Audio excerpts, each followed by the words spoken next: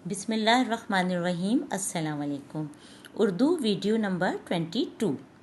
बेटा, आज हम उर्दू की वर्कबुक में काम नहीं कर रहे। आज हम दरसी किताब में एक नया चैप्टर रीड करेंगे। मुझे उम्मीद है आप लोग कभी ना कभी ये बुक खोलकर, दरसी किताब खोलकर जो पहले मैं 2 चैप्टर पढ़ा चुकी हूँ वो ज़रूर रीड करते होंगे। ठीक है, आज हम इसमें नया चैप्टर रीड कर रहे हैं, चैप्टर नंबर 8 यानी सबक नंबर 8। ठीक है, इस पे भी देखें मैं ये लिख रही हूँ RD यानी रीडिंग डिक्टेशन, जो है सबक माहौल। ठीक है, और ये है सफ़ा नंबर 22 पे, सॉरी सफ़ा नंबर 25 पे। ठीक है बेटा, आइए सफ़ा नंबर 25 खोलिए। सबक माहौल, यहाँ पे मैंने लिख दिया रीडिंग डिक्टेशन, और ये मैं आपको रीडिंग चैप्टर नंबर भी आप लिख लें। चैप्टर नंबर है ये 8 यानी सबक नंबर 8। आइए मेरे साथ इस सबक को अच्छी तरह गौर से पढ़िए, उंगली रख के। हमारे इर्द गिर्द मौजूद तमाम चीज़ें मिलकर हमारा माहौल बनाती हैं। हमारे माहौल में जानदार और बेजान दोनों तरह की चीज़ें शामिल हैं। ज़मीन, पानी, हवा, सूरज, चाँद, पहाड़, दरिया, झीलें, जानवर, पौधे और इंसान से मिलकर माहौल बनता है। बेटा, मैं आपको समझा दूं कि माहौल क्या होता है। इसमें ये बता दिया कि हमारे इर्द गिर्द का मतलब होता है कि हमारे चारों तरफ का जो हिस्सा है, जो कुछ हमारे चारों तरफ है, जहाँ हम बैठे हुए हैं, वो हमारा माहौल है। ठीक है, अब जैसे मैं यहाँ बैठी हूँ, चारों तरफ की जो जगह है ये मेरा माहौल है। ठीक है, इसमें बता दिया उन्होंने ज़मीन, पानी, हवा, सूरज, जो कुछ भी है वो हमारे माहौल का हिस्सा है। ठीक है, और इंसान भी माहौल में आते हैं, इंसान से मिलकर माहौल बनता है। जानवर और पौधे ज़िंदा रहने के लिए अपने अपने माहौल से ग़िज़ा हासिल करते हैं। ग़िज़ा कहते हैं बेटा फूड को, जो हम खाना खाते हैं। जैसे हम खाना खाते हैं ज़िंदा रहने के लिए, इसी तरह जानवर और पौधे भी अपना अपना खाना अपने माहौल से हासिल करते हैं। अगर हवा, पानी और ज़मीन तीनों किसी वजह से गंदे हो जाएं तो हमारा माहौल आलूदा हो जाता है। आलूदा का मतलब होता है कि ख़राब। जाहिर सी बात है, अगर धुआं हो, कूड़ा करकट हो, गंदगी हो, तो हमारा माहौल चारों तरफ का वो गंदा हो जाता है, आलूदा हो जाता है। हम जिंदा रहने के लिए हवा में सांस लेते हैं। अगर हवा में कारखानों, कारों, रक्शाओं, मोटरसाइकिलों और बसों से निकलने वाला धुआं शामिल हो जाए तो हवा आलूदा हो जाती है।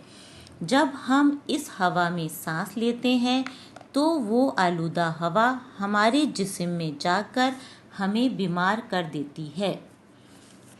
हम मुसलमान हैं, सफाई हमारा निस्फ ईमान है।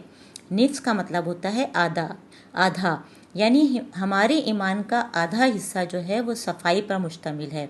हमें इसलिए खुद साफ़ रहना है, अपने माहौल को साफ़ रखना है, अपने मुल्क, हर चीज़ को हमें साफ़ रखना है, क्योंकि ये हमारे ईमान का आधा हिस्सा हो जाता है।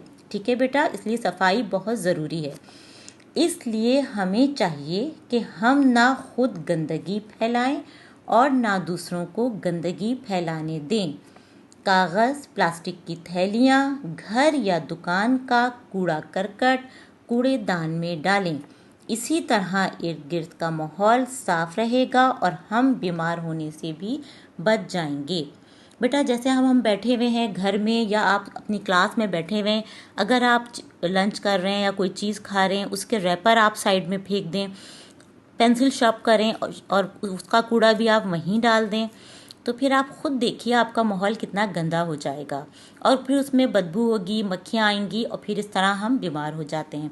इसलिए हमें चाहिए कि जब हम कुछ खाएं तो उसके रैपर हमेशा डस्टबिन में डालें, पेंसिल शार्प करें तो उसका कूड़ा भी डस्टबिन में डालें, घर में हम कहीं पे कोई कूड़ा ना फेंकें, इसी तरह स्कूल में भी हम कूड़ा कहीं ना फेंकें। जब हमारा माहौल साफ़ होगा बेटा तो हम भी साफ़ होंगे। ठीक है, आप मेरी बात समझ गए होंगे। अब आप इस चैप्टर को 2 से 3 दफ़ा उंगली रख के बेटा ज़रूर पढ़िएगा। आपको मैंने बताया कि इसमें से रीडिंग और डिक्टेशन होता है। रीडिंग तो आपको पूरी आनी चाहिए, पूरा चैप्टर आप रीड कर लीजिएगा। डिक्टेशन के लिए मैंने चंद नए अल्फाज, आपके इमले के अल्फाज बना दिए हैं। आपको ये निशान नज़र आ रहे होंगे, मैंने ब्लू कलर से इन पे दायरा बना दिया है।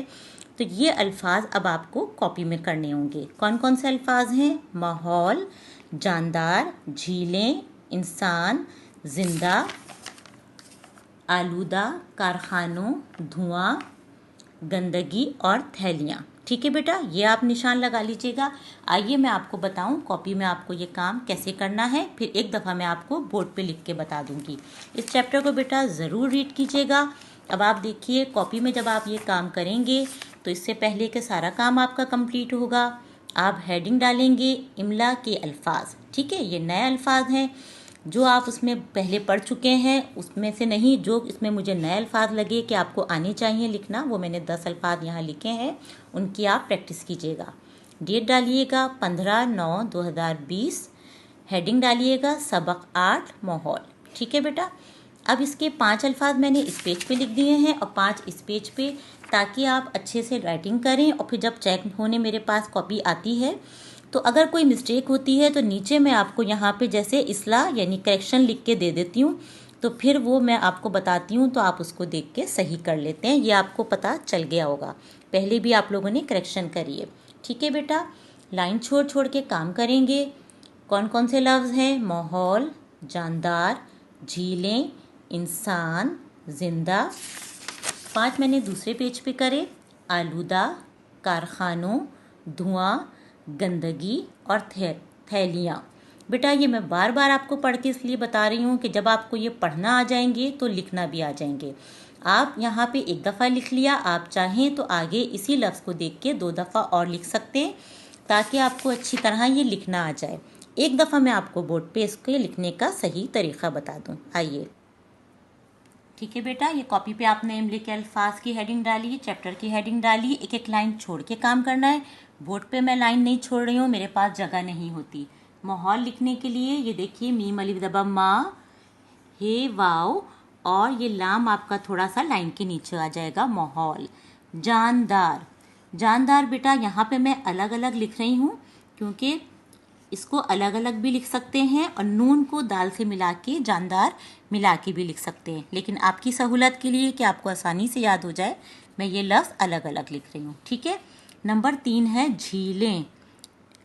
ये देखिए झा बनाया हमने, इसमें नुक्तों वाला ये बना दिया, फिर ये देखिए बिल्कुल आराम से आधा लाम, फिर ये और नून गुन्ना। आप स्पेलिंग करके लिखेंगे तो आपको लिखना बिल्कुल मुश्किल नहीं लगेगा। इंसान, अलिफ, इसमें इंसान में नून खड़ा नून आएगा, नून और फिर ये सीन के 2 शोशे और ये तीसरे के साथ अलिफ और नून लाइन के नीचे। इंसान, इंसान के बाद जिंदा, जे सीधा बिल्कुल लाइन पे, नून, दाल और हे, गोल हे बनाया, जिंदा। ठीक है, ये 5 अल्फाज आपने एक पेज पे लिख लिए, फिर दूसरे 5 अल्फाज आपको दूसरे पेज पे लिखने हैं। मैं बोर्ड पे यहीं लिख रही हूँ। आलूदा, अली मज़बर आ, लाम वाव, दाल और गोल है, आलूदा। कारखानों, ये देखिए ये मैंने बनाया काफ अलिफ रे, कार, खे अलिफ खा, नून वाव और नून गुन्ना, कारखानों।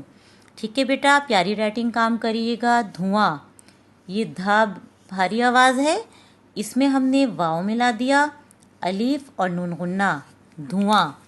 गंदगी, गाफ या आधा गाफ, ठीक है, नून और ये दाल बिल्कुल सीधा, गाफ छोटी ज़ेर गी। ठीक है, बिल्कुल मेरा देख के प्यारा प्यारा ऐसे ही लिखिएगा। आखिरी लफ्ज़ है थैलियाँ। ये देखिए था, हमने ये भारी आवाज़ लिखी, ये उसके साथ नुक्तों वाला ये लिख दिया, फिर ये आधा लाम, लाम के साथ फिर हमारा ये आ गया, ये अलिफ है लिया। अब देखिए मैंने कितने आराम से ये लफ्ज़ लिख दिए। इसी तरह आप पढ़कर और समझकर काम करेंगे तो इंशाल्लाह आपको ये लफ्ज़ पढ़ने और लिखने बहुत अच्छी तरह आ जाएंगे। अपना बहुत ख्याल रखिए, दिल लगाकर पढ़िए, इस चैप्टर को 3-4 दफ़ा ज़रूर पढ़िएगा। ठीक है, मेरी नेक्स्ट वीडियो का इंतज़ार करें, इंशाल्लाह उसमें हम वर्कबुक का काम करेंगे। अल्लाह हाफिज़।